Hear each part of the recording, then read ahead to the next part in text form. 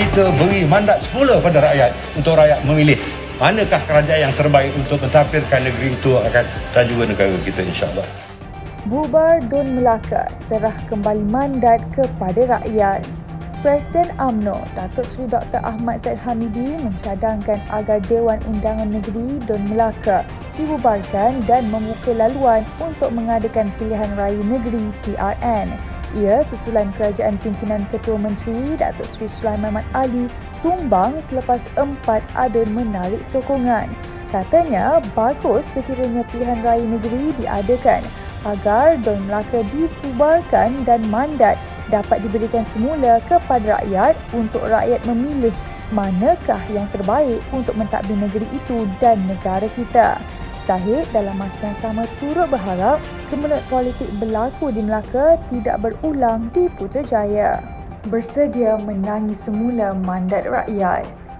Membentuk kerajaan dengan mendapat mandat daripada rakyat adalah sangat penting bagi UMNO. Ahli Majlis Kerja Tertinggi UMNO, Datuk Seri Syamsul Anwar Nasara berkata, hanya melalui cara tersebut akan memberikan keyakinan pelbagai pihak kepada kerajaan dan memudahkan agenda yang dirancang dilaksanakan.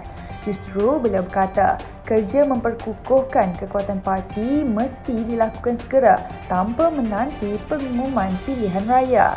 Dalam pada itu, beliau yang juga ahli Parlimen Lenggong menegaskan khidmat yang diberi janganlah hanya kepada ahli parti sahaja. Sebaliknya, setiap pemimpin haruslah berkhidmat untuk berbakti kepada rakyat keseluruhannya.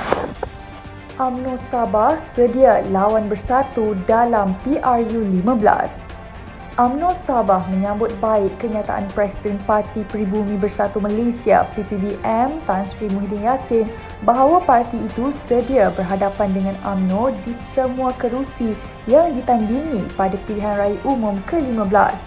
Ketua UMNO Sabah, Datuk Seri Bung Mokhtar Radin berkata, ia merupakan keputusan parti iaitu UMNO akan mempertahankan kerusi parlimen yang dimenangi parti itu pada PRU yang lalu. Katanya, UMNO perlu mempertahankan kerusi-kerusi yang ditandingi dan seterusnya akan memperkasakan parti. Bung Mokhtar yang juga timbalan Ketua Menteri Sabah berkata, selaku Ketua Parti di peringkat negeri, pihaknya sedia untuk berhadapan dengan mana-mana parti termasuk PPBM dan sebagainya. Midat komited lahirkan bangsa usahawan. Sejajar aspirasi keluarga Malaysia, Kementerian Pembangunan Usahawan dan Koperasi Midat komited dalam melahirkan bangsa usahawan.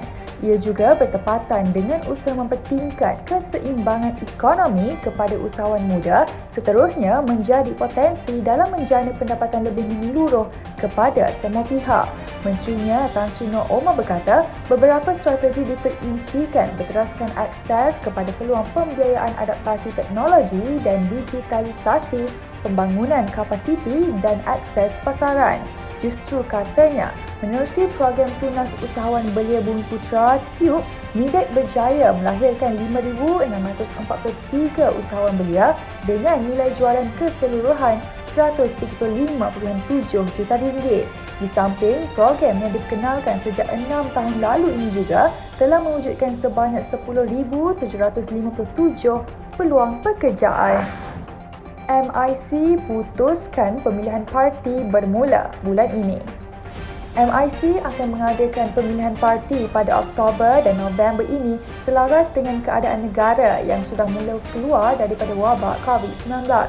Presidennya Tan Sri SM Venus Warren berkata, pemilihan parti bagi peringkat bahagian dan sayap iaitu pemuda, wanita, puteri dan putera diadakan pada Oktober.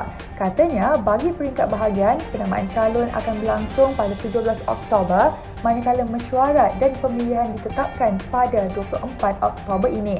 Menurut Venus Warren lagi, penamaan untuk pemilihan MIC di peringkat negeri, Majlis Tertinggi dan Naib Presiden ditetapkan pada 20 November dan pemilihan ditetapkan pada 27 November.